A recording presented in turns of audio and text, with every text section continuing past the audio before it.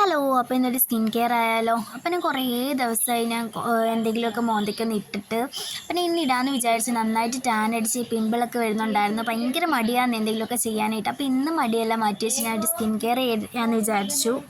അപ്പോൾ അതിന് വേണ്ടിയിട്ട് ഞാൻ ഇവിടെ എടുത്തിട്ടുള്ളത് പയറുപൊടി, പിന്നെ ഉലുവാപ്പൊടിയും പിന്നെ കുറച്ച് ഓട്സ് പൊടിച്ചതുമാണ് കേട്ടോ. അത് നല്ലതായിട്ട് വെള്ളമൊക്കെ ഒഴിച്ച് ഈ ഒരു കൺസിസ്റ്റൻസിയിലാകുമ്പോൾ നമ്മളത് മോന്തയ്ക്ക് ഇട്ട് കൊടുക്കണം. പക്ഷേ ഞാൻ കുറച്ച് ഹാർഡായിട്ടാണ് കേട്ടോ എടുത്തത്. പിന്നെ കുറച്ച് വെള്ളം കൊണ്ടിട്ട് കുറച്ച് ലൂസായിട്ട് എടുത്തിട്ട് ഫേസ് ഫുള്ള് അപ്ലൈ ചെയ്ത് കൊടുത്തിട്ടുണ്ടായിരുന്നു.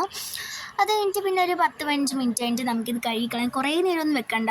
പിന്നെ ഇത് കഴുകിക്കളയാൻ കുറച്ച് പാടാണ് കേട്ടോ. ഉലുവാപ്പൊടി ആയിട്ട് ഭയങ്കര തിക്കായിട്ട് കൺസിസ്റ്റൻസി ആയിരിക്കും. പിന്നെ കഴുകിയൊക്കെ കഴിഞ്ഞപ്പോഴത്തേക്ക് എനിക്ക് മോന്ത കുറച്ച് സോഫ്റ്റ് ആയിട്ട് എനിക്ക് ഫീൽ ചെയ്തിട്ടുണ്ടായിരുന്നു.